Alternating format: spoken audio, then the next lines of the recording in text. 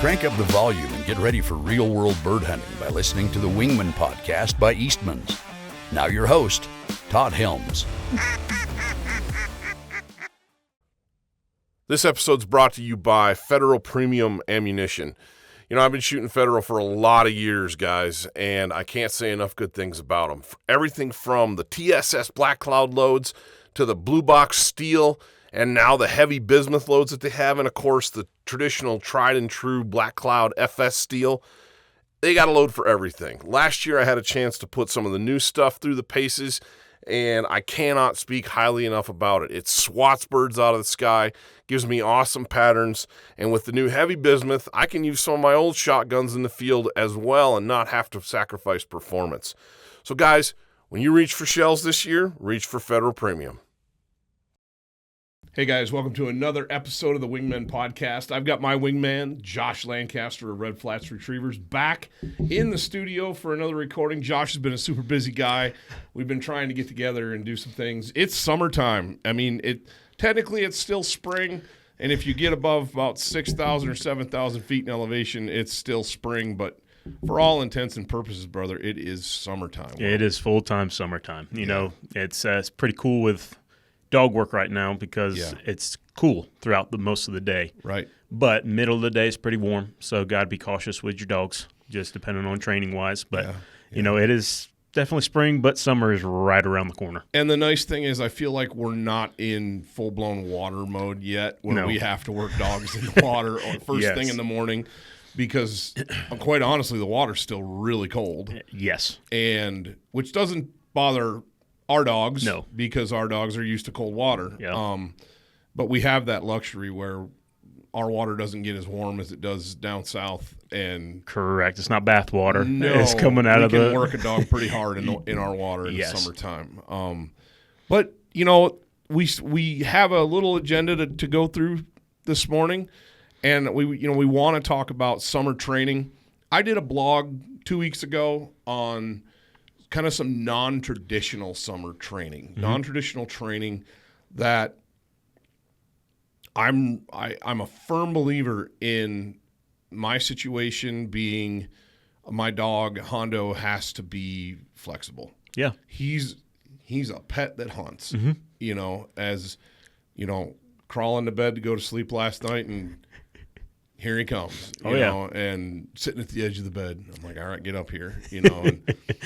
And it's nice. It was, I don't know, it was in the low 40s last night. We had all the windows open in the house, and that nice cool breeze was coming in. But, you know, Hondo sleeping between my wife and I keeps my wife warm for sure. Oh, yeah. And anyway, there's lots of things that I talked about in that blog. And I did a solo podcast, breaking that down as well. And I kind of wanted to revisit some of that stuff because it's not the traditional running drills and working on ladders and working on blinds, but it's reinforcing what you and I talk about a lot is there's little things that you are constantly working on when you have a dog. Obedience, obedience, obedience. And that's kind of where I'm drilling down. I won't say it's off season because we're definitely ramping up dog training. Oh yeah. But it's not, I'm not training every single day. But I'm still training every single day.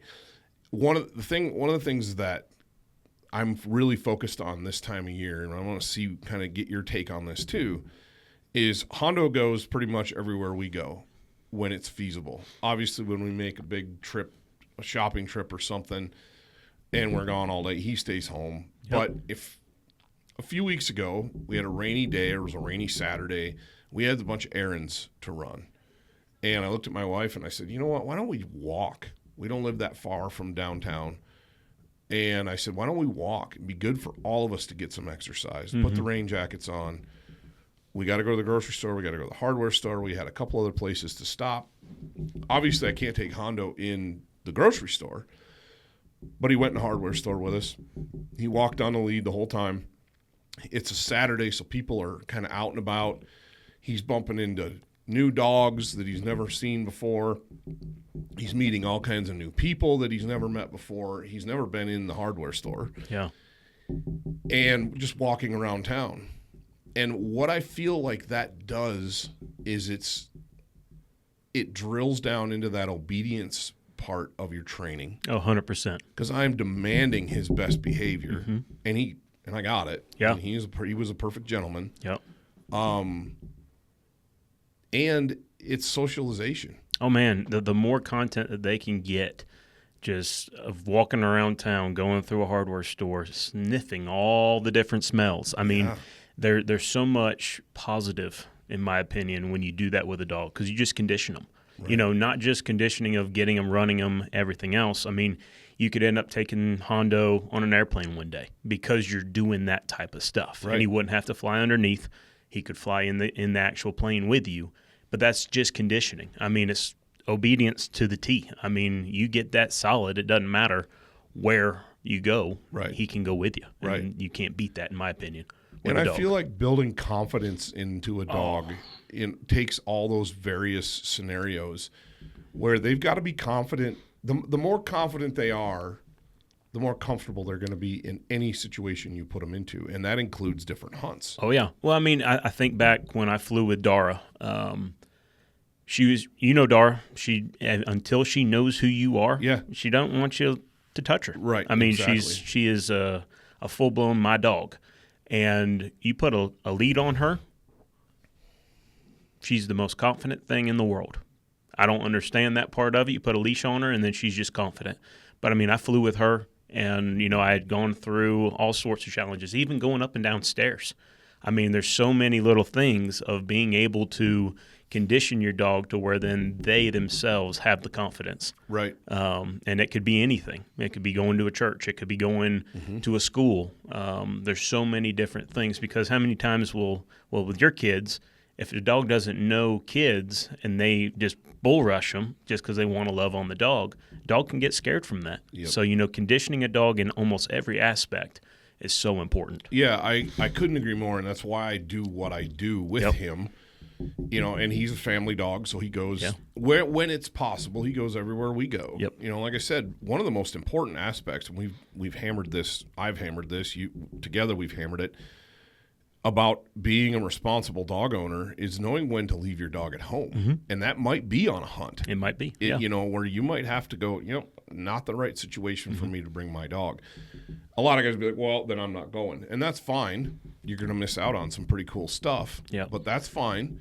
I'm not that hard-nosed about it. Yeah. So much of what we do for Wingmen is DIY, where we got your dogs, we got my dog, we got, and we mix and match.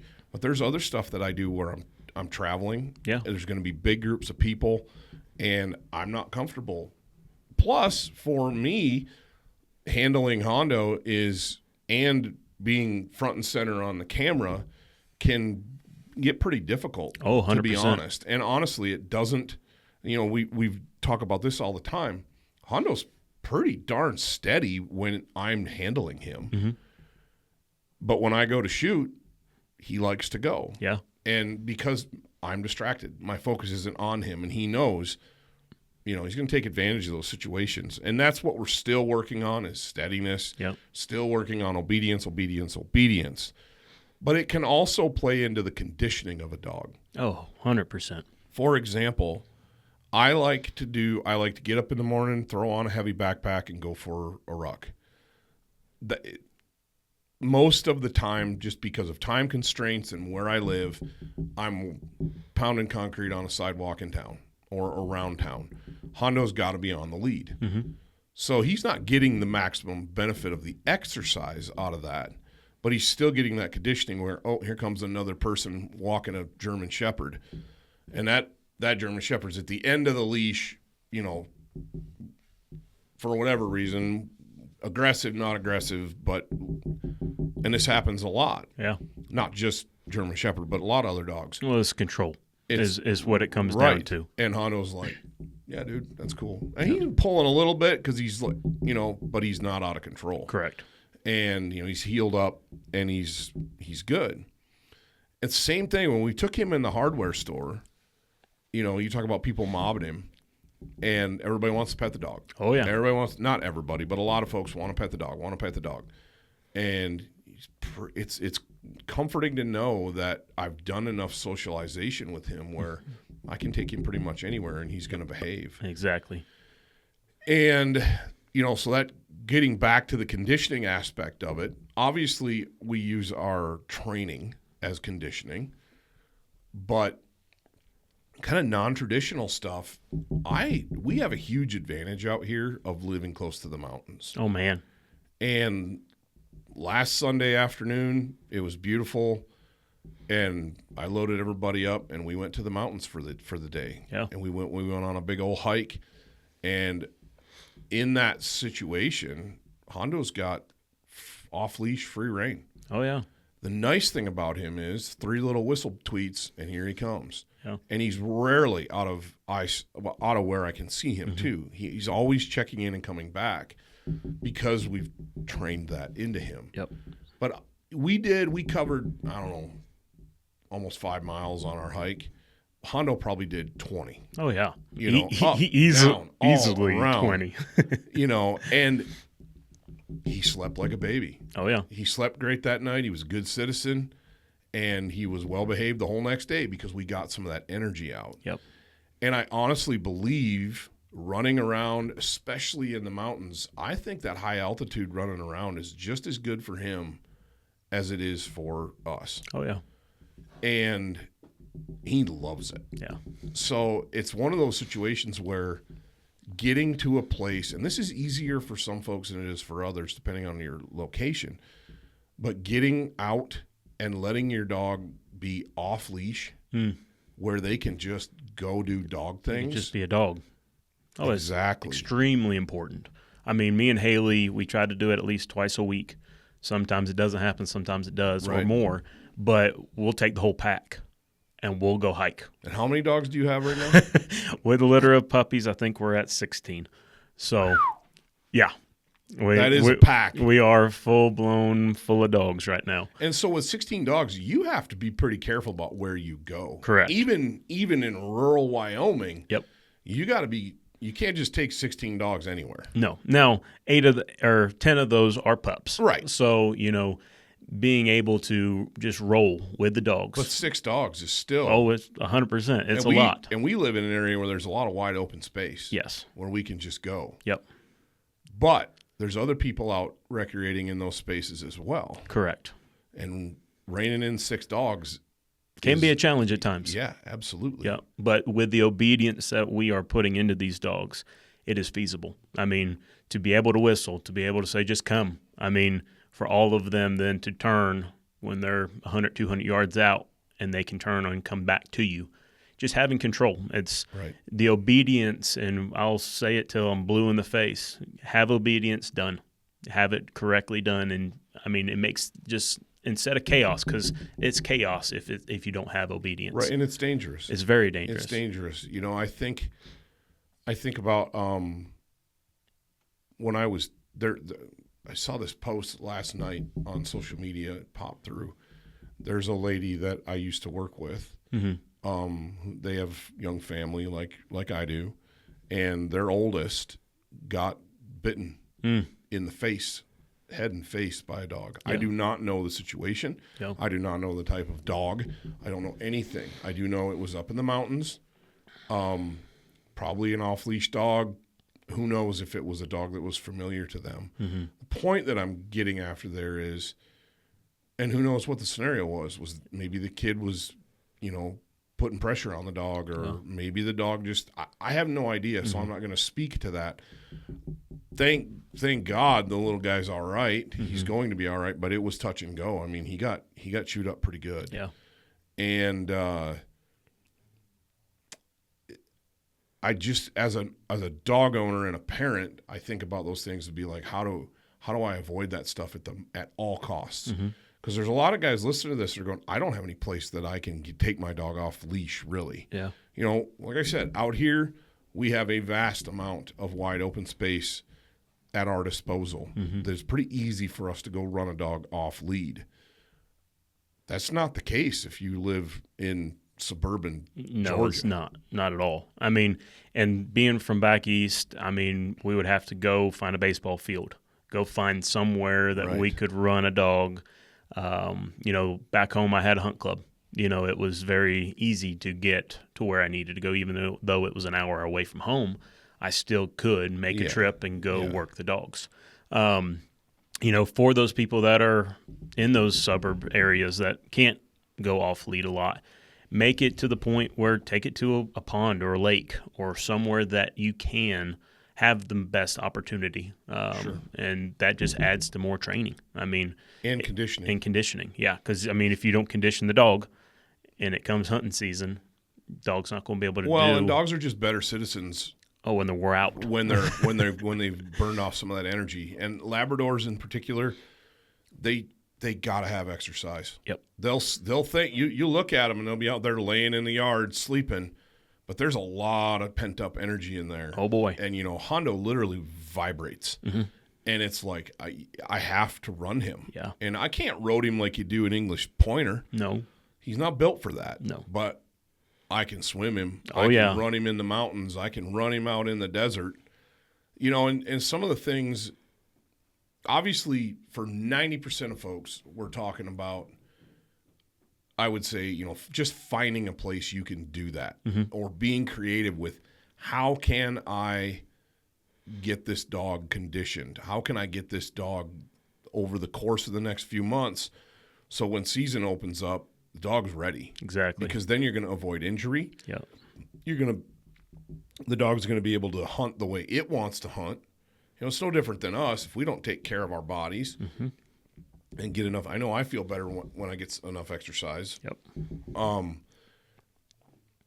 Without a hunt club, without those scenarios, if you're living in some place that is, lots of private ground, what would be an option, Josh, for trying to find some place that you could go do that? That's a hard question because in certain areas, there's like back home for me, there's locations that you can't have a dog off a lead. Right. You have to have a dog on the lead. I live just north of a little local college. Yeah. And I can't run Hondo in the open areas there, like on the soccer fields or things. Places that would be ideal. Correct. Because they're right. I can walk over to them in 5 minutes and use the chuck it or run bumpers would be ideal. But they're pet-free zones. So what you can do with that, if you have a small yard, whatever, I'm going to use your place as an example. Sure. And wind sprints, like you've talked to me about before. That's one thing I had to do back home is I had a small yard, and regardless if you have 30, 40 feet or yards, you can still condition your dog. Yep. I mean, it doesn't necessarily have to be your 200-yard blind, but to have it to where you get him tired, get him in condition. I mean, instead of 12 bumpers, it's going to be about 50. Yep. And just wear them down and make it fun for him. Because the biggest thing with a bumper train, with any training, is if it's not fun to them, they're not going to do it. Right. And you're going to get behavior issues. Well, and so I have a client out here that I pick up their dog every week, and I do 2 to 3 sessions with that dog once a week. And last week, oh man, bumper crazy. Just all wanting to go after a bumper.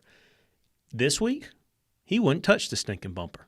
And I'm like, okay, what changed from last week to this week? Well, come to find out after I took the dog home that they have 3 other dogs, and it's always a competition. So it's always like a challenge. He'll shift into gear when there's another dog, and they're going after the same bumper. Well, for me, that's not what I'm trying to. I'm trying to train this dog into birds. You don't want that at all. And you don't want that at all. So what I did was I have training tools, and then I have play tools. I mean, basically, there's the tennis ball, which is just go have fun. The chuck it is the fun thing. When that comes out, Hondo, it's like lights change and just ready to rock and roll. And the steadiness goes out the window. But it's play. Exactly. But when the bumper comes out, he knows it's work. It's work. And so what I did, and I thought about this before I took the dog back, I got Quinn and Echo outside, and this other dog, Wilson. And so I'm like, you know what? Let's just have some fun, guys. And I got 3 tennis balls, and I'm throwing all three at one time, basically. I'm not throwing them far, but the change in that dog, it was just like a light switch went off. And he just was like, this is my game. And I'm like, okay, I know what I got to do now. I got to do that first with him and then bring out the bumper. Sure. You know, it's just seeing, because every dog's going to be different. Doesn't matter what line it is, where it comes from. You have to adjust your training to the dog. And that is something that a lot of people, a lot of trainers, there's a flip of a coin with that. You know, that I train this way. No, you train to the dog. I hate to say that, but, you know, Sure. you may have methods that work on one dog but not work on another. And with our Britishes, one thing is if you put too much pressure on a dog, he's going to lose interest and you got to start over from scratch. So, you know, just depending on the dog. And with this one, I figured out the trigger. And so now we're going to have fun before we do Right. anything else. Right. And then I'm going to add in fun bumpers with it so that he's like, oh, I can have fun with this Right. too. You know, there's so many little things that come to pass when you're working on a dog that you realize, oh, well, I should have done it this way or Yeah. that way. Yeah. And you don't get that unless you've had a lot of dogs. It's interesting to me to listen to that too, because I see in Hondo there's so much desire to please that he's afraid to make a mistake. Oh, yeah. I see that, and that falls on me being, I won't say too hard on him, but probably overhandling A little bit. But early on. yeah. Because he's looking too much to me for direction, where he pops. You know, I'll send him and he'll bounce out 15, 20 feet, stop and look at me. And I'm like, no, dude, I need you to take a line. Yes. And that's something that we are continuing to work on. Yep. I saw a video this morning or last night, popped up in my feed on Instagram, and this guy lines his pup. Well, it's a dog, and it's like 400 yards to a crippled goose, and the dog doesn't. You can tell by the dog's body language that it does not know where the bird is until it gets out there 150 yards, and then it sees the goose and it lines right out. The dog's kind of doing this, but it's going in a straight line, and I was like, see, that's the goal. Yeah. Is to be able to get a dog where he doesn't pop and stop on his own. He just goes. Some dogs are much better at doing that than others. Yep. You know, at 4 years old, I'd like to say that Hondo doesn't do that, but he does. Yeah. And so that's part of it is we hunt a lot of the same scenarios over and over and over again. And this is going to sound like a shameless plug for Federal Premium, but dude, we don't have a lot of crippled birds. No, we don't. We just don't. And so it's like, and part of it is, you know, if we're hunting ducks on the river, we're shooting ducks right in the decoys, nice and close. So you don't get a lot of cripples. No. The other part of it is we can't let a crippled bird be out there. We have to kill it.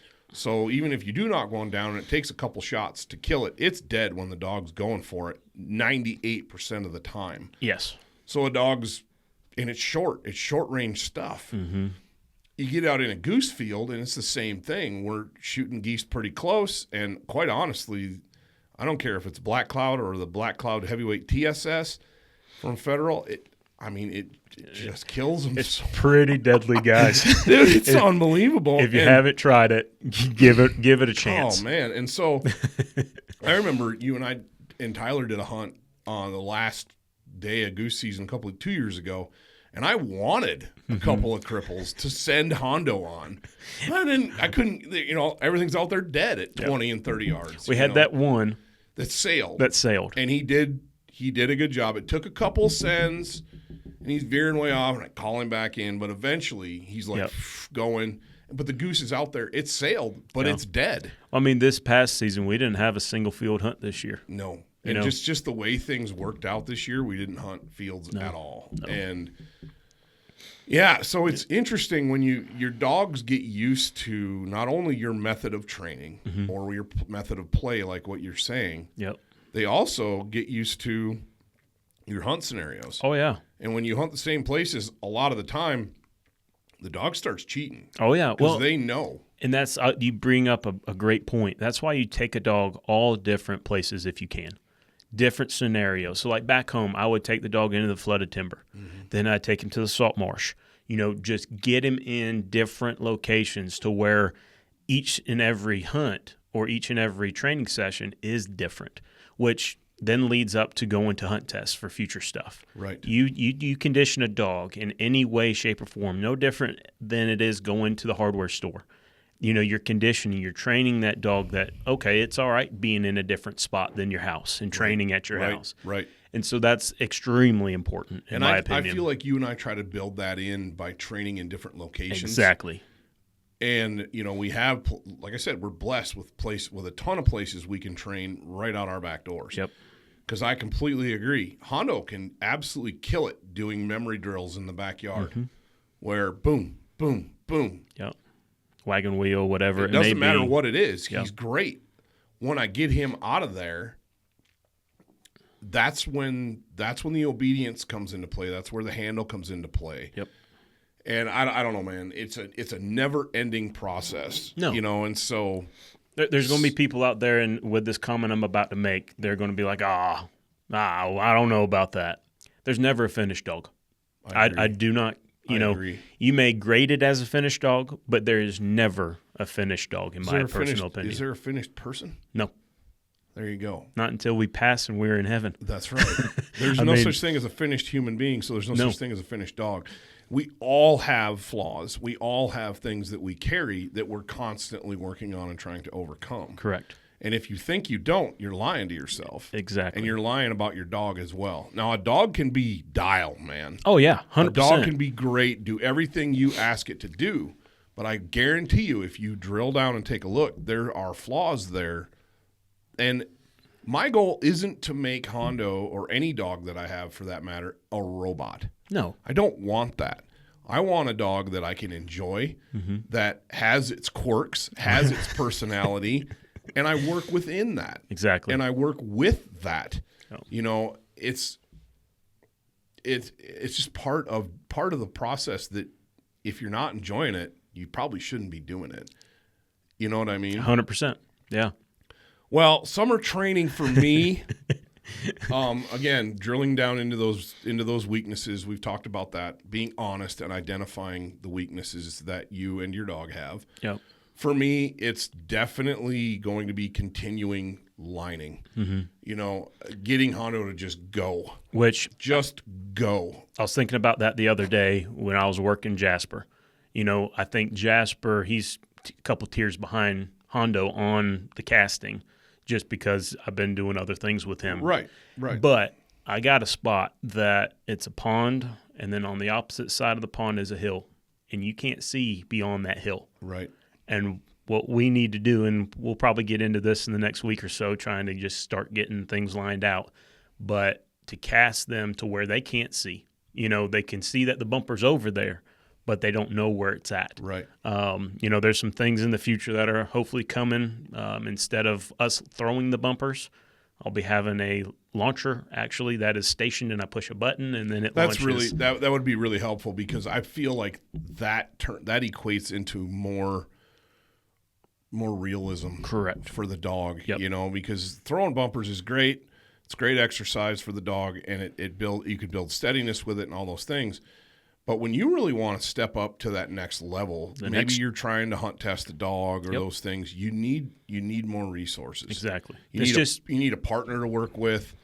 It's just tools, adding tools to your toolbox is what it comes down to. Exactly. And it's no different, little things, as a whistle, a certain whistle, and I'm just bringing up that I got you a whistle. Yeah. That you actually can blow an eardrum out if you're close enough to somebody. But it's all it is, and you learn as you go. I almost hate to say this, but you fake it till you make it.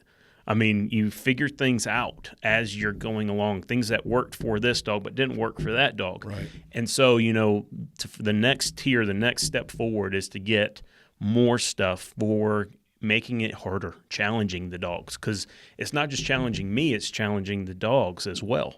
And so to have those tools in your toolbox to where, hey, all right, we're going to pull these out today and we're going to run with these. Right. It works. And having a partner, you made a statement just then about having a partner. It is hard to work a dog by yourself. Very. And to have somebody that you can go out with and take turns. I mean, you can only take a dog so far by yourself. Correct. Because And yeah, you can do a lot. Yeah. I've done a lot working by myself. But there's another level to it when you have somebody that can go place bumpers at distance or hide and throw one for marks. And there's just so much of that that goes into it. And I feel like, back to training, simulating hunting, that's my goal. Yeah. Oh, yeah. But I want my training to be harder than my hunting. Because let's be real honest. Am I going to expect Hondo to mark a bird when I'm standing next to him, to mark a bird down 200 yards away? No, not in the field. That situation never arises for us in the field. No. You're looking at that from like driven stuff, where, or you got guys hunting in a blind and you're 200 yards away hiding with the dog, and we don't hunt like that. No, I hunt with my dog right by my side. He's marking the birds that are being shot by guys that are standing next to me or myself, or everything's falling within pretty close distance. So I need his training to be way more demanding so that when he gets to the hunt, everything's cake. Oh, yeah, exactly. He doesn't know. He's just excited to go get birds, right? Exactly. But it makes it so much easier when we do get that cripple that sails across the river, and I take him down and I line him and send him. If I've worked on those blinds all summer long and he hits the bank and he's awful and he's offline, I can stop him and cast him. And that's going to be way easier. And finding a bird's got a lot more scent coming off of it than bumper does. Oh, 100%. And so I don't know. I want my training to simulate my hunting, but I want the training to be a lot more difficult. Because I feel like if that's setting that dog up for success come in the field. Well, and one thing with that is that's expectation of each and every dog trainer that's got a dog, working on a dog. We all have our goals. Right. And so to exceed expectation on our things, then we have to go above and beyond. We have to, or our dog's never going to mount up to what we want them to be. Because we are our worst critic. I mean, the things that... If you're doing it right, you are. Yeah, the worst... There's a lot of people that lie to themselves all the time. Oh, my dog's awesome, my dog. And it's like, no, that's your ego talking. Because 9 times out of 10, when I hear somebody bragging up a dog, you go hunt it in the field, and the dog's not great at all. Correct. And it's like you're compensating for something there. But I feel like the guys that are humble and don't brag up their dogs... and just be like, well, we're going to go out and we're going to have fun and we're going to get the most we can. 9 times out of 10, those are the guys that have awesome dogs. Yeah. Because they've put in the work and they're honest with themselves about their dog and their own capabilities. That was beat into me when I was a kid by my dad. You don't brag about your shooting or your dog. You don't. And... and the joke is, the minute you start bragging about your shooting or your dog, neither one of them are up to snuff. Oh yeah. So it's like you just let the action speak for you when you're out there. And it's not necessarily a competition at the end of the day. No, but it's a pride thing. It is a big pride thing. And so this is interesting too because the religious beliefs that you and I both share, pride's not a good thing. No, it is not. Not whatsoever. But God gave us abilities and talents and wants us to use those. Yep. And it's okay to be proud of yourself in your accomplishments and in the things that you've done because those are things that God's given you. Yep. But when you start, I guess there's a difference between being proud, in my mind, there's a difference between being proud and being prideful. Well, it's anything in life. If we're good at something, if we're good at archery or we're good at fishing or whatever, pride can get in the way and can be a huge, huge stumbling block for all of us, but then also for our witness. I mean, and that's the biggest thing for me, sitting and talking with a bunch of buddies about dog training, and they're like, well, you got to get it tested. You got to get them tested. I'm like, I agree, but my personality, in a way, I don't want to. Yep.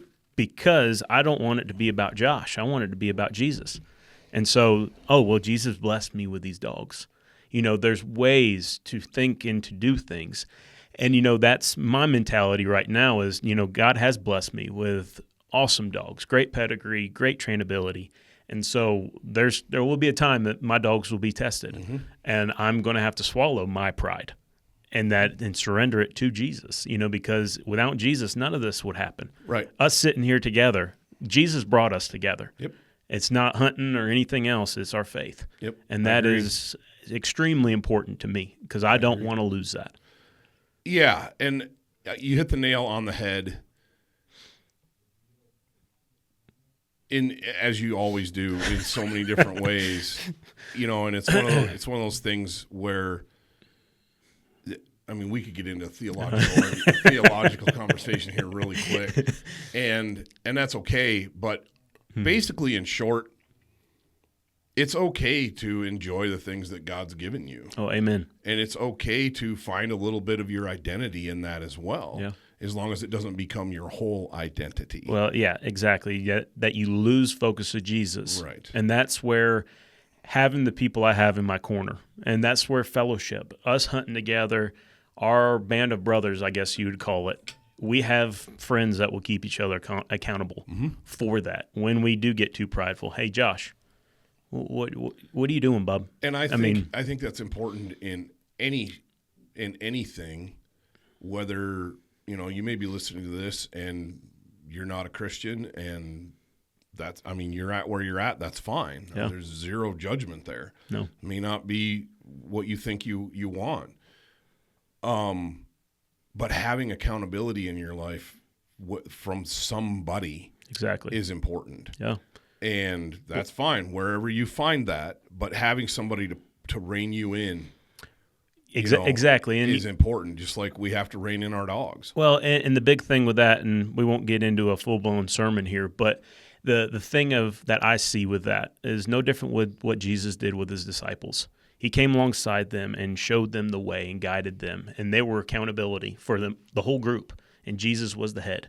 To have people around us that are going to keep us accountable for the good, bad, and the ugly. I mean, I'll never forget, Tyler and I were hunting one day, and I was trying to send my dog across the river. She got across the river, and then she just froze.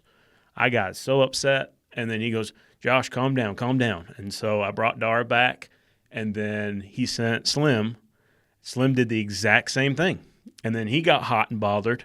And, we both, at the end of it, were like, our expectations of our dogs at this moment are too high. Then we go back to the drawing board. But it takes a village. I hate to say that, or a tribe. It takes people to see that. It's not just me going out working the dog. It's working together. Do we want the best dog that they can be? Yes, we do. But at the end of the day, our dogs are nothing compared to what Jesus has for us. That's just my opinion there. Yep. So talking about transitioning from those expectations, there's always a ton of debate whether you get a started dog or a puppy. And I feel like it is totally situationally dependent. It depends on what you want. Correct. And it depends on, back to the situational dependence, it depends on what you're going to be able to give that dog. I said it in the last podcast, and I said it in the blog that I wrote. You may not be in a great spot to have a dog right now. Yep. You have to be honest with yourself and say, can I do this? I still want a Brittany Spaniel in the worst way. I do. I want that. I ran into a situation this winter where I had the opportunity to buy one, and it was more money than I could swing. And I honestly feel like that was God bringing me up short, saying, pump the brakes, bud. Yeah. You're not ready for this. Yeah. You've got this going on. Plus, I've got stuff coming down the pike for you that you don't even know about yet. Yeah. And a lot of people will hear those statements and be like, well, you're just making excuses. Okay, you can see it that way. But since that opportunity arose, there have been things that have popped up in my personal life and in my work life where I'm like, oh, yeah. Yeah. I couldn't afford that dog for the right reasons. You have to be honest with yourself. 100%. And you're looking at this little batch of cute little black or red or yellow puppies, and you're like, man, I want one of those. I want one of those. I want one of those. No, Josh, I see it all the time. You go to a sporting goods store, and there's people out front with a pickup bed full of cute little puppies. I don't care what kind of puppies they are. Puppies are most puppies are cute. Most. And I feel like so many people, I've seen this all the time. They get caught up in the moment and they buy a puppy. And they have, not only do they have, they have the best of intentions, but they don't have any resources, any time, or any knowledge. Now, if you can transition those best of intentions into action with training and discipline, that's awesome. But unfortunately, what I see a lot of is there's no follow through once you get the dog. No. And pretty soon we have a dog that you want it to hunt, but it doesn't have any idea what it's about because your situation, your life situation, hasn't, for whatever reason, you haven't been able to dedicate the necessary time. Correct. There's arguments for a started dog or letting somebody train a puppy that you buy. Correct. You know, and I hear it all the time. Oh, you must have had that dog trained, whether it was Hondo or Mackinac. Who trained your dog? I'm like, well, I did. What they see the finished product. Again, back to there's no such thing as a finished dog, but they see the end result, and they're like, wow, that's really cool. I want to do that. You have to understand and be completely honest with the amount of time that takes and the amount of dedication and discipline that takes. And if your life is not set up properly where you can make that happen, don't do it. Yeah. No, unless you're wanting just a plain Jane house dog. Right. I mean, we're talking, I'm not talking, I'm not talking about pet. I mean, our dogs are pets. My dog's pet. Yours are a little different. Both. You have a little bit of both. But yeah, I'm talking about a dog that you're going to buy and you want to hunt this dog. So we all have our general intentions of things. We all do, of what we want, what we desire. And if you don't have the time, buy the puppy. And this is what I'm doing with two of my clients that have bought puppies from me on this past litter, is you keep the dog for 3 to 4 months, bond with that dog, bring the dog back. Let me do general obedience and start up on gun training, and then rock and roll. The dog will be established. He should be ready to rock and roll. You know, the biggest thing and this is going right into your topic of a starter dog or a puppy. You know, if you do not have the time, but you have the finances to where you can buy the puppy and then buy or pay for the training. You know, the ultimate goal of your dog is to where it is going to do what your desires are. And a lot of people have different desires. I mean, some people want that field trial dog. And then other people just want a dog that's going to go get their bird and bring it back to them by hand.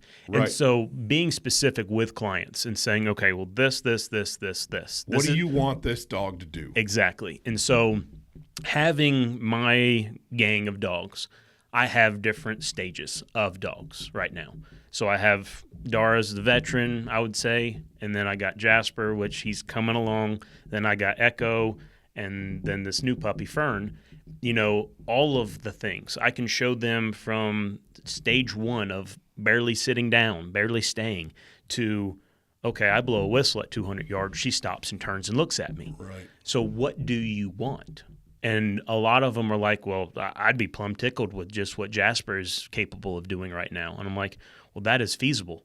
That is not to the level of Dara, but if that's what you're wanting and then you can fine-tune what you want out of that, it's the same commands. And, you know, when they left the other day, when one of them left the other day, I told this gentleman, I said, you get, sit, stay, come, here, heel, and place.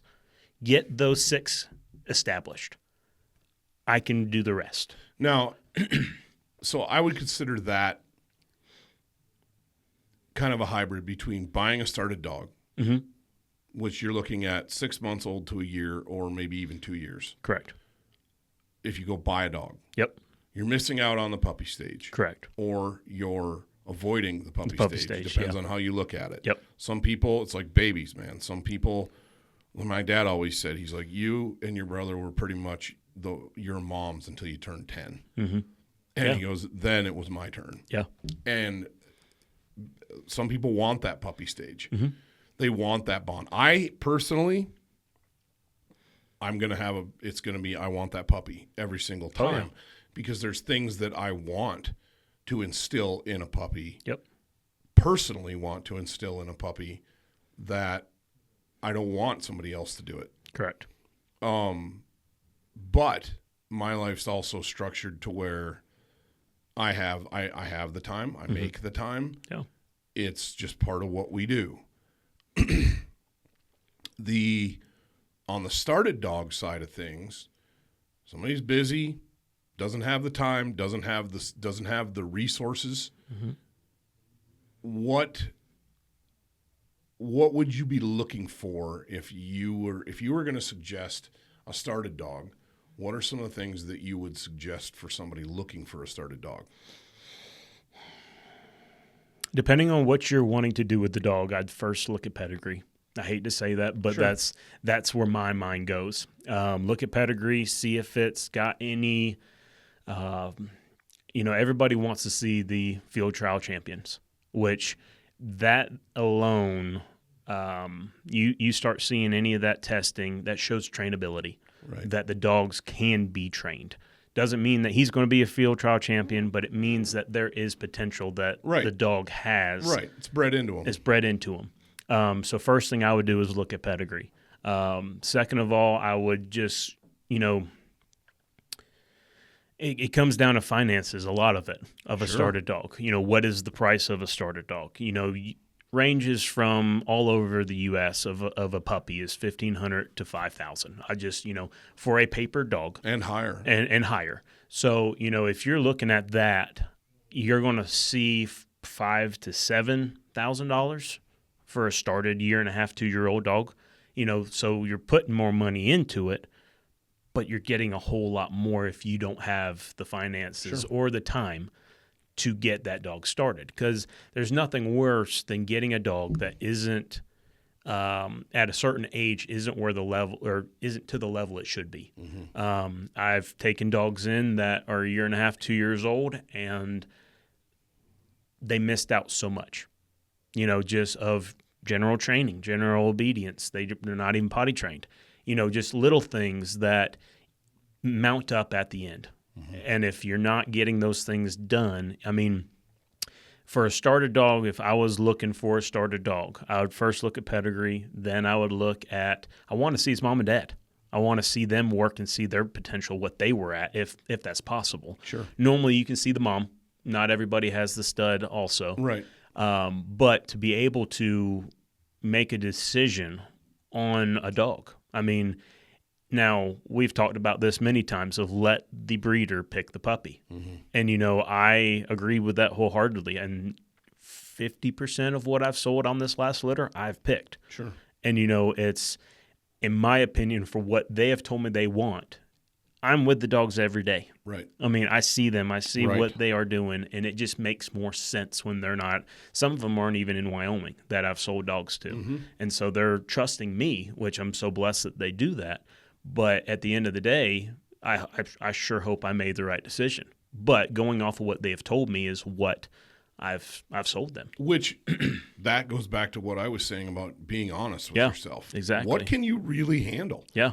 To be very honest, Hondo's a lot more dog than I thought he was going to be. Mm-hmm. I knew that the Southern Oak dogs and the litter that I got, there was going to be a lot of trainability. Mm-hmm. There was obviously a super great pedigree, a lot of trainability there, a lot of go, which is what I wanted.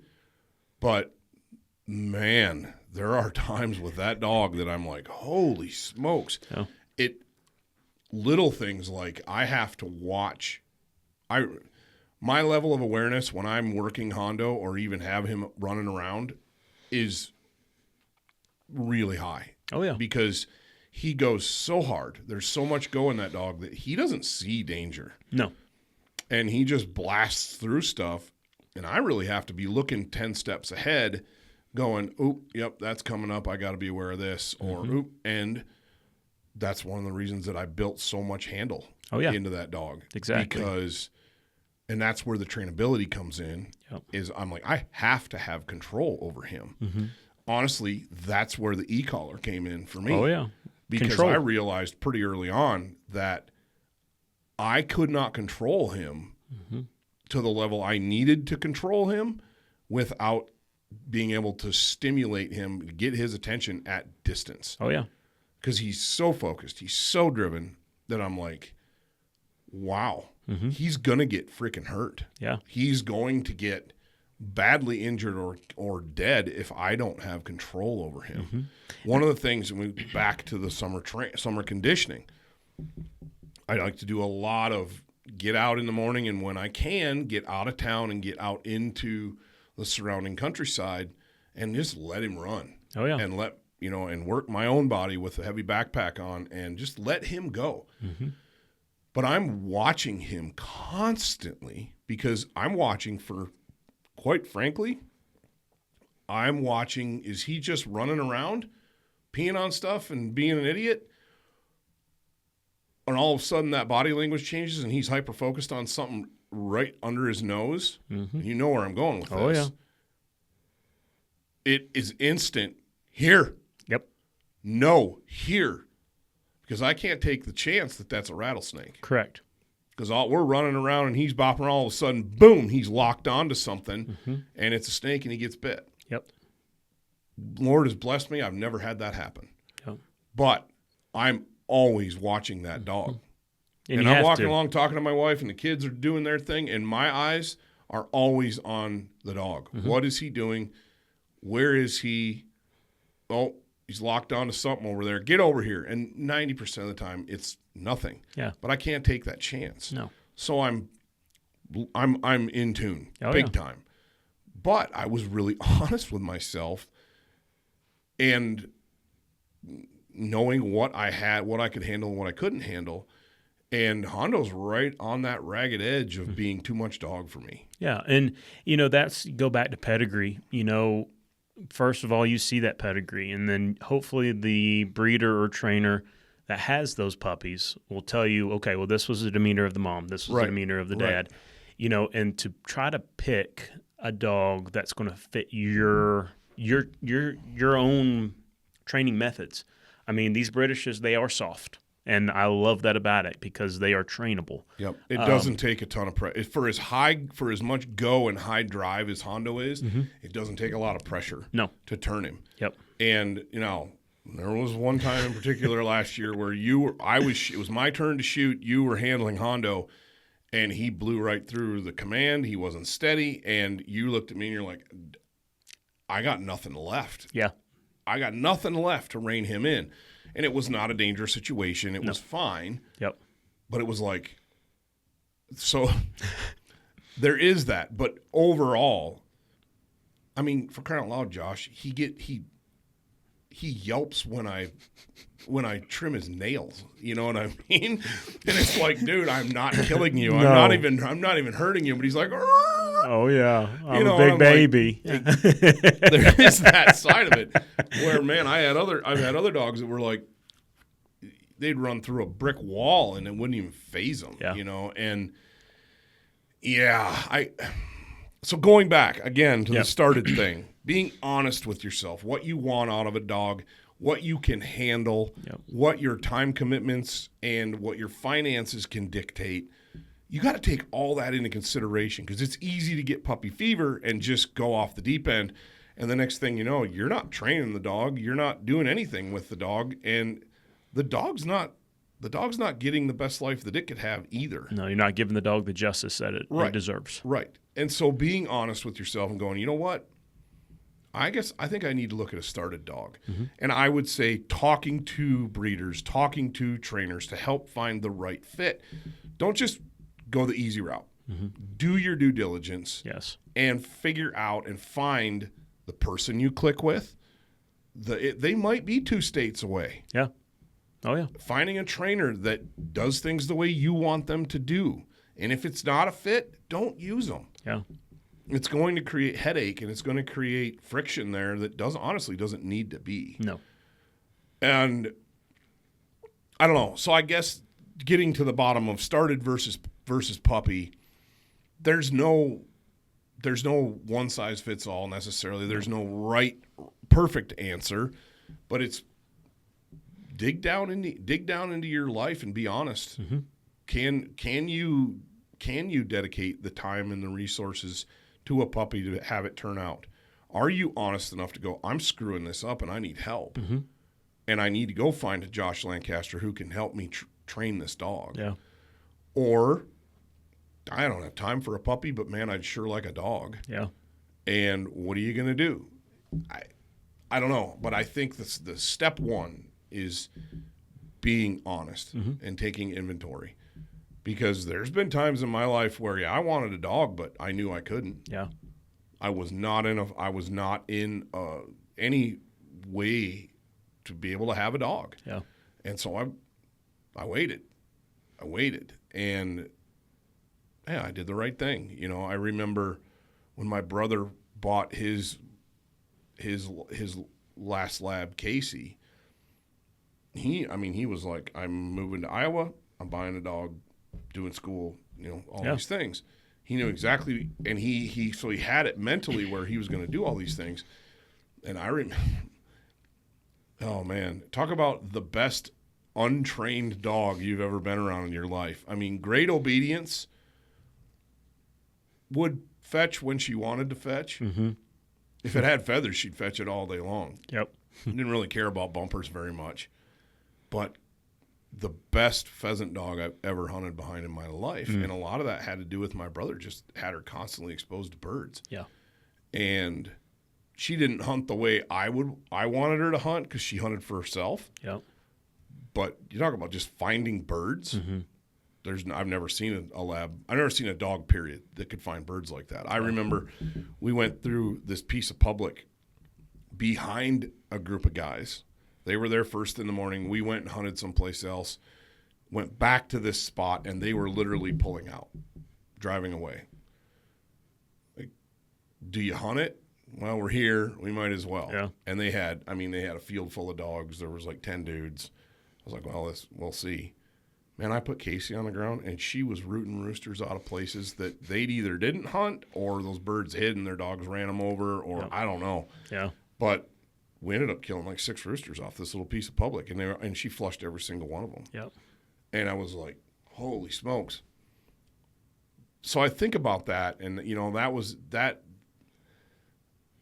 there's always that exception to the rule, and that dog was the exception to the rule. Yep. And it worked out. 90% of the time, it doesn't work out. No. It doesn't work like that. No. You don't get that happy ending most of the time. So I'd say be honest with yourself. I'm hearing the same thing from you. There's advantages to having a started dog. There's advantages to getting a puppy. Maybe it's a hybrid. Maybe you get the puppy through the initial few weeks, months, working with somebody, because you can't just take it home and don't teach it anything. Correct. I'd say that first week, my rule, see if you agree with this, but my rule is that first week, you're socializing, period. Oh, man. You're getting the puppy comfortable with you, comfortable with its new home. You're getting it introduced to a crate. You can start that. I start that crate training really, really early. Yep. And to this day, Hondo will just disappear. Mm-hmm. Go right in the crate. Where is he? He's in his crate sleeping because that's his safe place. I want that crate to be safe. As far as getting the puppy introduced to, you got to go potty outside. You got to go potty outside. You got to go potty outside. Every time it looks like, pick it up, take it outside. Beyond that, if you're going to have the dog trained, after that first week, that's when I start teaching recall. Come. That's when I start teaching play and fetch. All those little things, sit, stay. I mean, all those little things, you should be able to work with somebody if you're going to have that dog trained to have like a game plan. Well, exactly, and to have the same commands. Right. I mean, leave it as releasing a bumper. Fetch, to actually fetch it. There's so many different little things, and everybody's different of their terminology. It's the same goal, But if you're not on the same page of the trainer, then it's not ever going to mesh. Mm-hmm. And with a young dog, it's the commands are really important, that the dog learns the language and you're on the same page as your trainer. Correct. Or your buddy or whatever. Yep. As I feel like as the dog gets older, they can differentiate. Mm-hmm. They know that, when I say all done, yep, we're done. Yep. Where my wife will say, that's enough. Mm-hmm. Well, Hondo's old enough now where he gets it. Yep. He understands knows the terminology from her and you. And it's the body language. Exactly. There's a huge body language there. They say 80% of human communication is nonverbal. I'd say it's more than that with dogs and horses. Yep. A lot of guys, there's a lot of things I don't have to even say a word. Mm-hmm. And he just knows because he can read my body language. But I've raised him since he was a puppy, and I did all the training. Yep. It's having all that communication down pat with whoever's you're going to be working with. Yep. I think that's huge. Well, I think we beat that topic to death. But honestly, I think to kind of recap and just that in a nutshell is be honest with yourself. What are your time and financial constraints? And then what do you want? What are your goals? Yeah. And if you need help, get it. Oh, yeah. It's not a black eye on you at all. There's no shame in it. Mm-mm. I think about if my situation was different, where I wasn't home all the time, I wasn't home pretty much every night, and I didn't live where I lived, but I still wanted to have a dog to hunt with, I'd very likely have a dog. It would look very, very different than what it does. Or I may not have a dog. Mm-hmm. Being honest and being like, now is not the right time. Yeah. Can be the best decision that you can make personally and for that dog. 100%. As well. Yeah. It's interesting. I see it. I've seen it so many times with guys that their wife comes home with a puppy or their kids really want one, and so they break down and they buy one, and it usually doesn't turn out very good. No. It just usually doesn't. And so sometimes, and I've had to learn this being a dad and a husband as the head of my household, sometimes I got to be the bad guy. Mm-hmm. And no is the best answer that we can get. Yeah. And it's not necessarily being mean. It's being responsible enough to look at a big picture situation and go, no. Yeah. No. It's not that I don't. Chickens. Chickens. I knew, my wife hates it when I say this, but I knew when she started making sourdough bread that the chickens were right around the corner. Sourdough bread's the gateway drug to homesteading, I swear. It's kind of the in vogue thing, and that's why my wife hates it when I make that comparison, because it's not true. She's not really into sourdough. She just plays around with it. But our neighbors moved out, and they had chickens. Mm-hmm. They didn't have any chickens at the moment, but they had the coop, they had the setup, and they offered it to us for free. Like, you guys want our chicken coop? And my middle daughter wants to be a veterinarian in the worst way. Even at 7 years old, wants to be a vet. She knows she's going to be a veterinarian, which I think is awesome. Yeah, and I'm encouraging that. And my wife looked at me and she said, if you don't foster that love for animals, it will fizzle. Mm. I said, yeah, I know. You're right. I do not want chickens. I do not want chickens. Yep. But I looked at the big picture and I thought, you know what? It's not a stretch for us to have 4 or 5 chickens. No. It's not a big deal. We got a huge backyard. We're blessed with that, even in town, to have the size yard we do. And I thought, okay, well, I know a guy that's got a dog kennel that he said he'd give to me. And the next thing I know, you and Tyler dropped it off at the house. It was kind of like, now we decided that we would wait until next spring. Okay. To get chicks. My daughter really wants to raise them from puppies. Oh, yeah. But it's kind of like stepping into it in little increments where I think it'd have been really easy to just get the coop, get the kennel, set it up, go find chickens. Yep. And my wife did. She found them. But I looked at her and I said, I sat all the kids, we had a little family powwow, and I said, look, summer, and this was right before the kids got out of school, and I said, we're coming up on a time of the year when we really don't like to be at home very much. Mm-hmm. We like to be in the mountains. We like to be fishing. We like to be camping and hiking and doing all those fun things and scouting for elk season and doing whatever. Is getting a brood of chicks, is this the right time for that? And God bless her, man. My middle kid went, no, Daddy, it's not, we won't have the time. Yeah. And I said, okay. I said, let's get everything set up the way it needs to be set up. And then next spring, when we have more controlled time schedule, let's brood some chicks. Yep. He's like, okay. So we're, however many months out from that. But the point I'm making is I vowed that I would never have chickens. I was talking to my dad this morning. Never say never. My mom says the same thing. There's 2 words you never use. There we go. Yep. There's 2 words you try not to use. Never and always. Yep. Because you'll eat them. They'll bite you right on the behind. You'll eat them. And so I don't know. I never said never, but anyway, so we're going to end up with chickens. And it goes right back into that puppy thing. Just because we want it to be doesn't mean it's the right time for it to be. Correct. I think by next spring I will have my head wrapped around it a little better. And I was very honest. I said, I will relieve you from dog duty. Mm-hmm. Those chickens are yours. Mm-hmm. And you will clean the coop, you will feed them, you will water them, you will rake out their kennel. Mm-hmm. They're not going to free range in the yard. Nope. This is where they live. Yep. But you have to take care of them.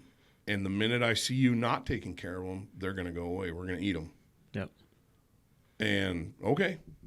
And so we'll see. We'll see. One bite at a time.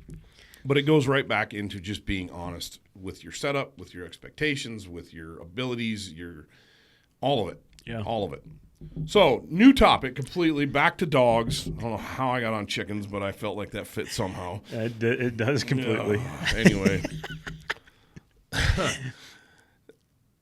You and I had a conversation because you just whelped a litter of pups. Yep. Hondo's second litter. Yep.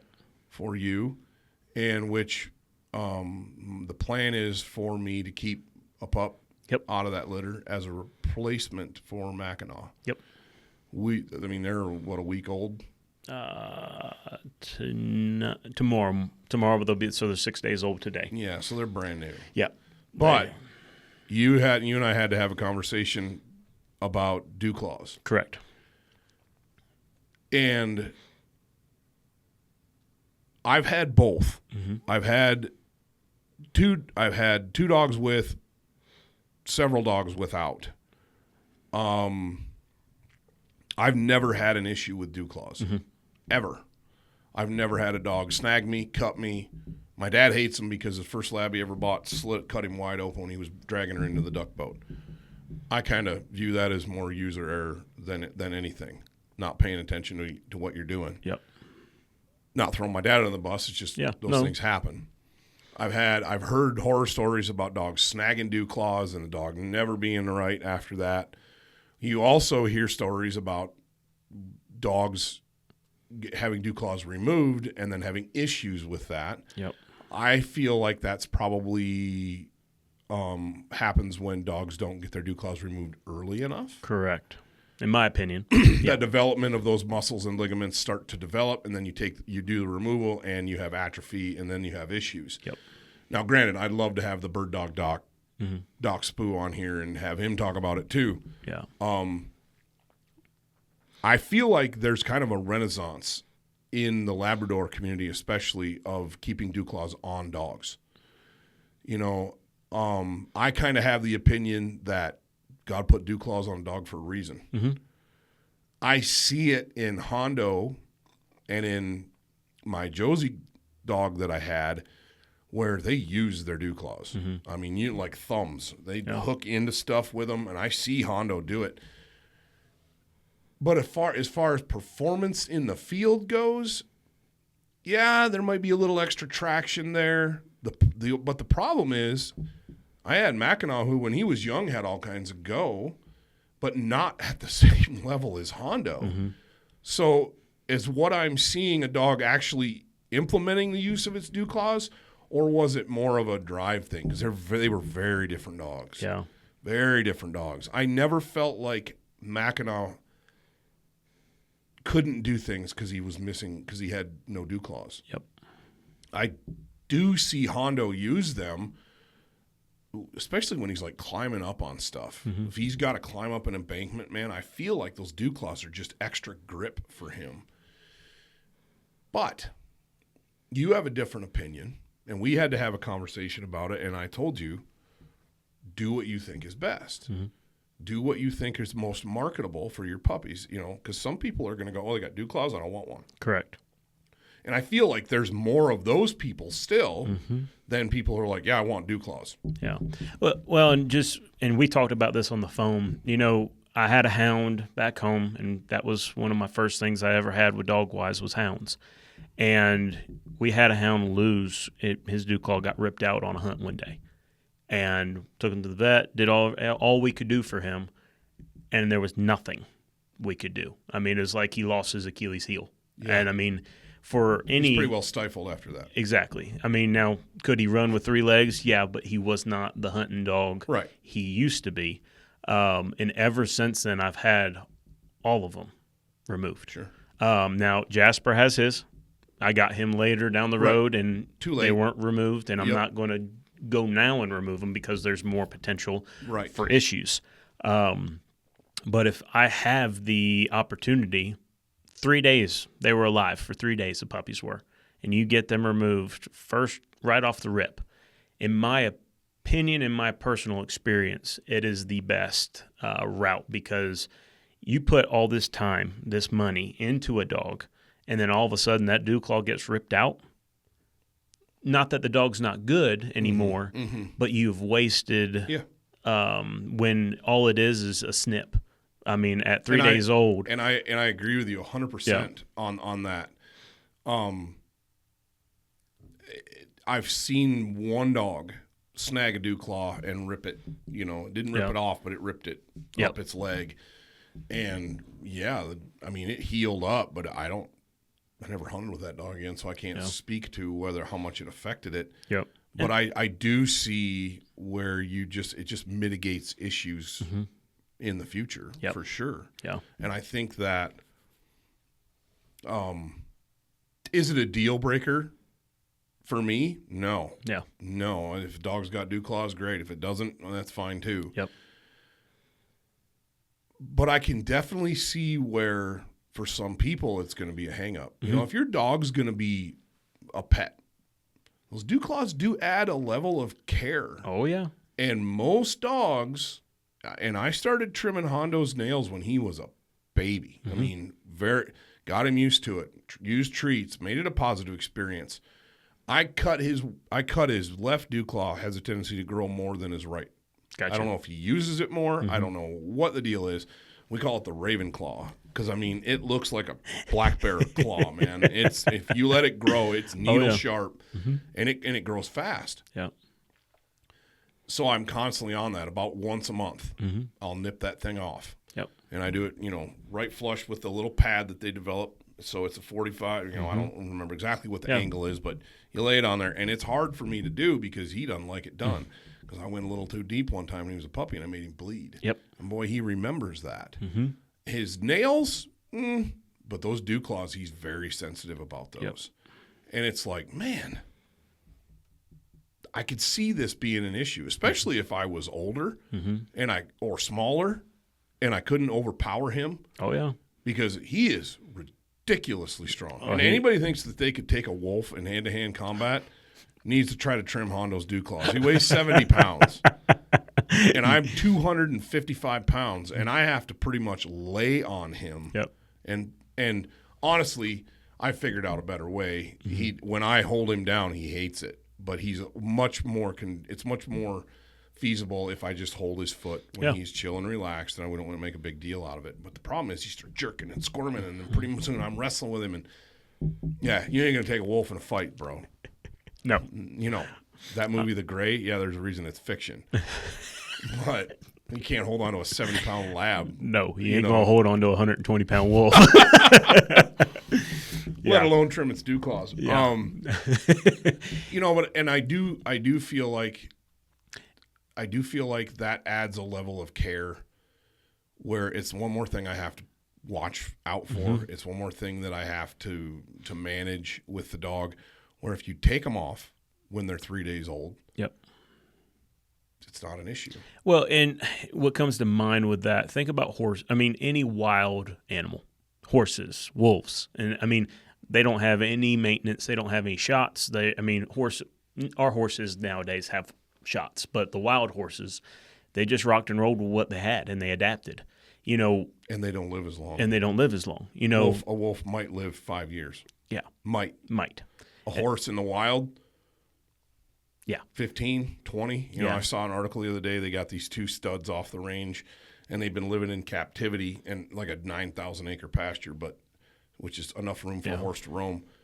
And the one's 33 and the other one's 20-something. Mm-hmm. And I was talking to a rancher friend of mine, and he's like, he said, we're seeing average life expectancy in horses go way, way down because the average horse now lives in a very small paddock, mm-hmm. and they do not have the ability to go out and range and exercise. Yep. He's like, it used to be nothing for a horse to live 25 to 30 years. Yep. He's like, now guys are getting a 15-year-old horse is old, mm-hmm. because they live in a little tiny pen their whole life and they don't get the exercise that they're created to. Correct. But there's a tipping point to that too, where you got a wild horse. I hate the term wild horse. There's no such thing as a wild horse, Josh. They're feral horses. You get these feral horses that are either turned out on the landscape or, they're living out there and nobody's maintaining them, nobody's taking care of them, and they don't live very long. They starve to death. They get hurt. They get, whatever.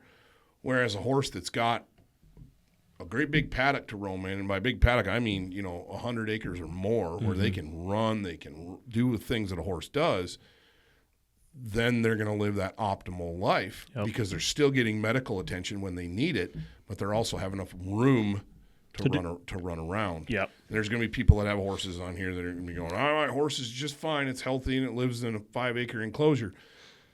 Fine, but I'll bet you're getting that horse quite a bit of exercise if it's, Yep. Anyway, I don't think our dogs are any different. Correct. You compare, Mackinac lived 10 years. 10 years is a long time for a wild animal to live. Mm-hmm. Yeah. A really long time, because their teeth break, their claws break, they starve, they do whatever. Our dogs are not wild animals, so I don't feel like it's favorable, it's even responsible to compare them to wild animals. So a wild wolf has dew claws. Mm-hmm. That's great. Wild wolf lives 6 years. Because he's eating with his teeth all day long. Yep. My Labrador does not have to take down elk for a living. No. Not at all. So it's different. It is. And it's no different for any animal. The life expectancy of the British line, it varies from 12 to 15 years that they'll live. Now, depending on their use, if they are used, not abused, but if they're used hard, their life is going to be a little less. I hate to say that, but it's no different with us. We go through trials. We do things in our lives that we break down. Mm-hmm. My neck surgery 2 years ago. Right. Not that cut my life expectancy down by 5 years, but there's things that happen, and we can't control them. No different with the dog. I personally live by the philosophy that I would rather wear out than rust out. Correct. And I hold that same philosophy for my dogs. Yeah. My dog's going to live the best life I can possibly give it, and I'm going to take the best possible care I can of it, but I'm going to use that dog at the same time. And if I get 2 years less life out of a Labrador because he's hunted his butt off, mm-hmm. he's lived an awesome life. Exactly. And he's done what God intended him to do. Yep. And so, I look at Mackinac, for example, was 12, and the last couple months, I look at pictures and how he declined very, very rapidly. And, it was but up until that, I wanted to get one hunt out of him before he died.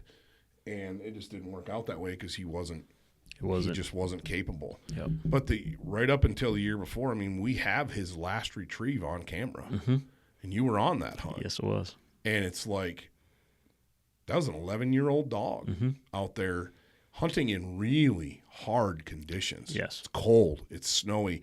That river is fast. I get comments all the time. I can't believe you put your dogs in that river. I just can't believe it. And it's like, first of all, those dogs know how to swim the river. They know how to use the current. They know what they're doing. But we also set them up for success. Correct. And not to put them in peril either. There's a lot of times I go look at that river and I'm like, nope, not putting a dog in that. Yep.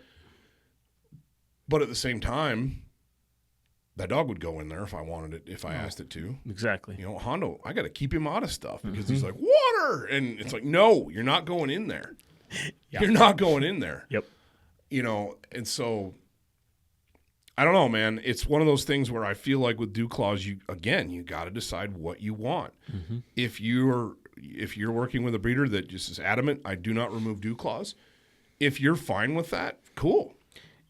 Exactly. Cool. It may not be an option, but you always can say, okay, thank you, but I'm going to go find somebody that does take dew claws out. In our scenario, because it's my stud fee basically, but they're your litter, that's where the communication comes into play. And you and I are good enough friends and honest with each other to be like, no, Josh, I want you to leave. You know, like we talked about, you have 3 males in this litter, and you were willing to leave dew claws on those 3 males. I'm going to take 1 of those 3 males. 1. Yep. You got 2 more you got to sell. And if you get people that are like, I don't want dew claws. So I told you, I'm like, do what is most marketable for you. Yeah. Which I honestly still feel like removing dew claws, it makes the dogs the most marketable. Yep. I just don't see, other than personal preference, and again, there's going to be people that are like, Todd, you're wrong. That's fine. I can be wrong. I don't see an extreme benefit, like a make or break one way or the other. Correct. I just don't. Correct. I agree with that wholeheartedly and 100%. You know, I've had a bad experience with one. Right. And after that, why would I then give an opportunity for a dog to have that potential of losing? You know, I've thought about getting Jasper's removed just because of what he is doing thus far. I don't want that to be an option. And I feel like there's ways you can mitigate that too. If you're really concerned, and I've seen guys do this, if you're really concerned, you have a dog that's got dew claws and you're really concerned about those things happening, there's things you can do in the field. Yes. You can, first of all, keep them short. If they're short, they're way less prone to snag on things. Yep. The other thing is you can tape them. Oh, yeah. And I've seen lots of guys tape that dew claw flat with just, athletic. Vet wrap. Yeah, there's lots of things you can do with it. Yes. That will prevent that injury from happening. Yeah. You can do that. I don't. Yeah. I don't see. I feel like if I hunted Hondo in the uplands, if I hunted a lot of upland birds, because he does pull duty, but not as much as he does hunting ducks. And I feel like if I was going to run him way more in the rocks for chuckers especially, I'd tape his dew claws. Yeah. Because I feel like there's certain scenarios where the dog is going to be more prone to injury than others. Yeah. And hunting chuckers is one of those things where there's a lot of rock, there's a lot of ledges, and all it takes is one rock. And so if I was going to hunt him a lot for chuckers, I'd definitely tape him. Yeah. For sure. And most of our chucker hunting is I don't do as much of it as I'd like to do, quite frankly, just simply because I don't have the time that time of year. I'm so focused on chasing waterfowl that the chucker hunting it's more of an opportunity thing. Yeah. It just goes by the wayside. I don't worry about it too much. Yeah. The other thing is I'm also really careful about where I take him. He has grown more cautious, I will say, but I could totally see him running right off a cliff. Oh, yeah. He's going so hard, especially if there's a bird involved. So I'm very careful about where I where I put him on a Yeah. I think that's part of being a responsible dog owner. Oh, 100%. You know, Knowing the boundaries of what your dog is capable of doing and what you have to be cautious about is huge. I mean, you know, it's no different with my guys. When we're walking in the desert, all of them have an e-collar on. And what my main focus with that is that when fur gets up, I can get them back, because if a dog gets after fur out here, bad things happen. Bad things can happen really quickly. Yep. And, you know, it's just another level of control that you have. And it took me a long time. We've talked about this on other podcasts. It took me a long time to get my head wrapped around e-collars. Yep. Because I honestly felt like they were a crutch. I felt like I wasn't a good enough trainer. I wasn't a good enough trainer if I needed an e-collar. Yep. Part of that is I remember when there was no such thing as an e-collar. They didn't exist. Yep. And so you didn't have that option. And my tune has since changed. Yeah. And there's probably guys listening to this that are going to be like, yeah, you're not a good trainer because you use an e-collar. Well, that's fine. Then I'm not a good trainer. I'd rather have my dog be safe. Yep, 100%. And have control. I remember the first time I ever saw an e-collar save a dog's life. And this dog was dead focused on a crippled goose. And this goose could get about a foot off the ground, but it couldn't gain any elevation.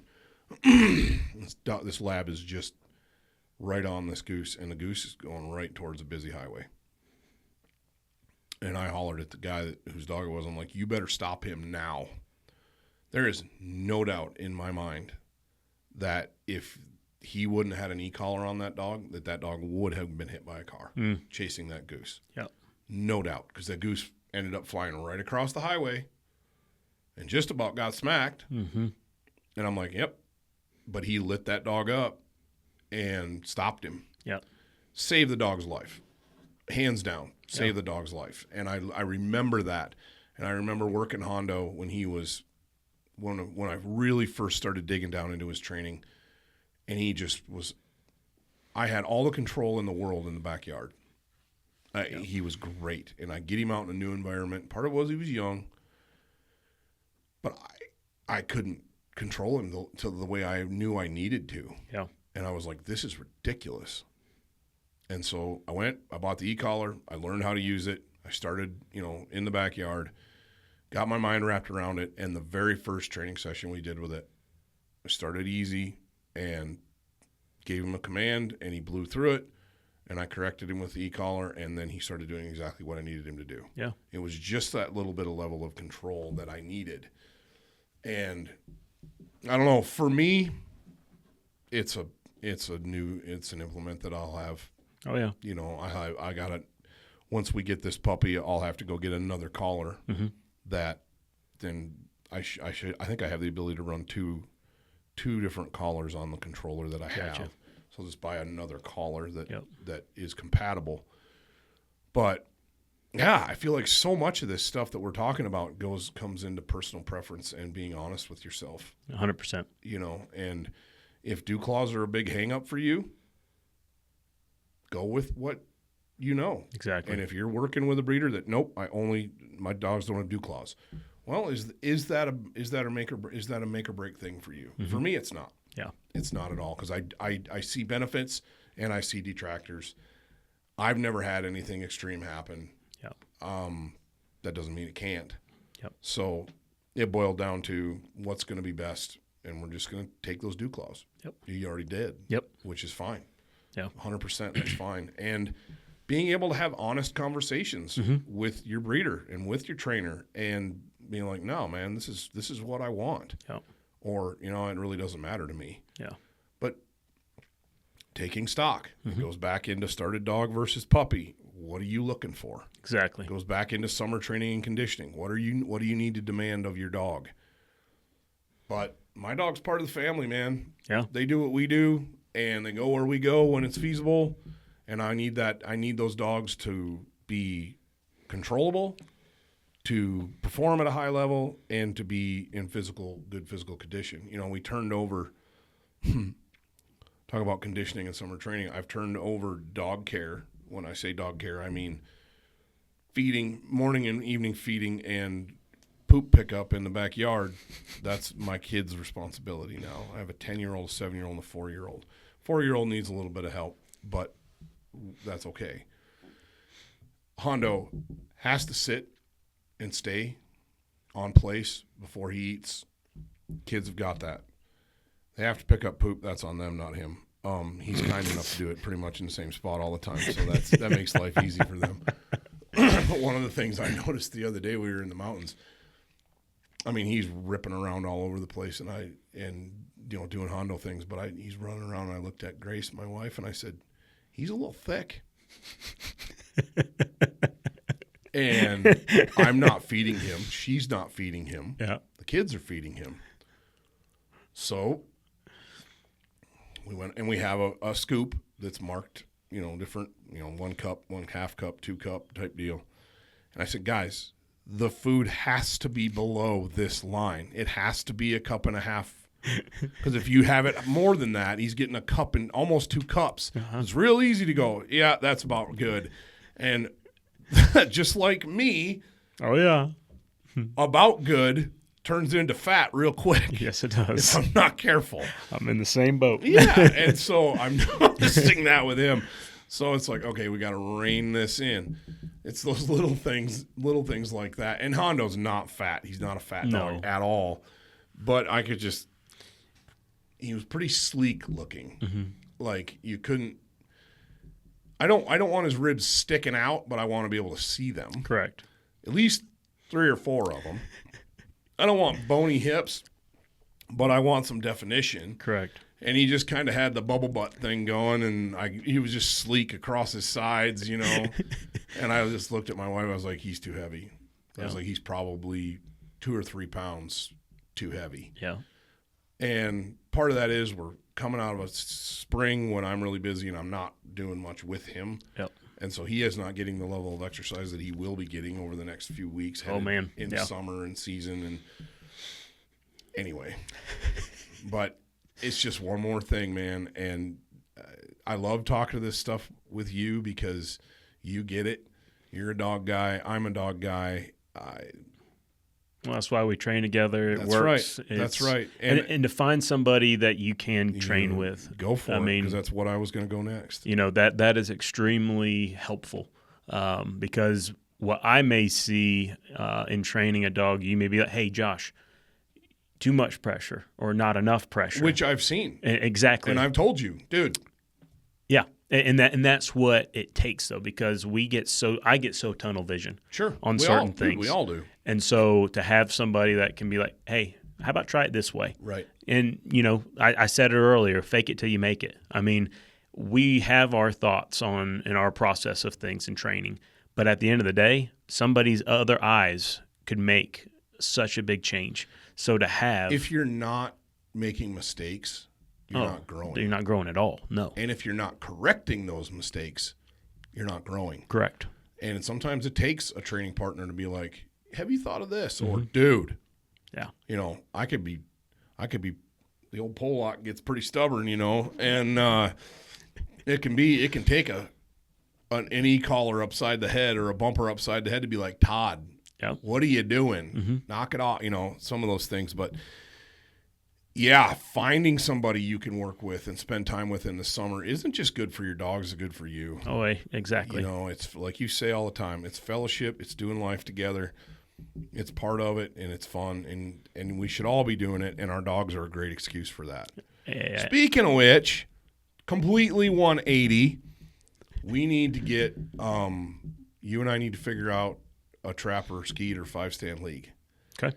One of the things that we haven't talked about in this podcast is your summer training and conditioning isn't just for your dog, it's for you too. And you need to be addressing your weaknesses from last fall on a weekly basis. Oh yeah. Shooting is a perishable skill. Mm-hmm. If you don't shoot, pretty soon you're decoying birds next fall and you can't hit them, mm-hmm. and you get frustrated. You and I need to, and Tyler, we need to get Tyler in the mix as well. We need to figure out a time, mm-hmm. and a place where we are shooting regularly, whether it's once a week, once every 2 weeks, depending on schedules as they allow. We have some options. That's something we can talk about off camera. Yeah. But we need to make that happen, because that's one more thing where we can continue to grow our fellowship. Oh, exactly. And be better shots in the fall. We're pretty good shots. I'm not gonna lie. I've never claimed to be a great wing shooter, but I'm pretty good, and so are you, and so is Tyler. That doesn't mean we can't be better. No, and I mean, there's so many people we could get involved in that, and it would be an absolute ball. I'm thinking of my 10-year-old daughter. Oh yeah, who's got a shotgun, and she's right on the cusp of being able to handle it, where she can hold it up, she can swing it, and we kind of waited, bought it early. And it's pretty much sat in a safe because it's too big for her. It fits her, but she's not strong enough to hold it up. Yep. We got it out the other day, and she's like, "I think I can shoot this, Daddy." So it's time. Yeah, awesome. It's time. Well, so we'll figure that out and make that happen. But that's a reminder for everybody that's out there. Man, it's so easy to get bogged down in the everyday of life and neglect the important stuff. Yeah, your job's important, but your family and your dogs and the things that you love to do that make life worth living are just as important. Well, and you can use so much aspect all together, with your kids, with our friends, and the dogs, because there's not much better than using a dog, shooting clays, and making them honor you. I mean, you're going to stay there. You want to talk about making a dog steady? Not being allowed to pick up whatever you're doing. I got the rifle out the other day, and I was going bear hunting, and I got the rifle out, and Hondo came uncorked. Oh, yeah. I'm like, it's a rifle, dude. But he's like, we're going hunting. And I was like, well, I'm going hunting. You're staying here. Yeah. I can't have a dog on a bear hunt. But, there's so many things you can do with that of, going to shoot sporting clays, go and do this, that, the other. You can bring the dog along. I mean, no different with your kids. So let's make a plan. Let's do it. That sounds great. Josh, again, I can't say thank you enough for your friendship, for your fellowship, for taking time out of your busy schedule to come and sit down and talk dogs and all this fun stuff. I hope you guys enjoyed this episode of the Wingmen Podcast. I'd like to give a huge shout out to our partners. We couldn't do this without Federal Premium, High Mountain, Leupold, Kryptek, and Federal Premium, of course. That, again, I'm a firm believer in all of the stuff that they have. If you guys are in the market for anything they make, I would highly encourage you to look at all the stuff that they do. We love it. I was, I guess you could say, a fanboy of all of those companies before I was blessed enough to have them on as partners. So thank you to all of our great partners. Guys, check them out, because when you support them, you support us. We can keep bringing you content like this. So thank you again for listening this week. And until next time, guys, we'll see you in the field.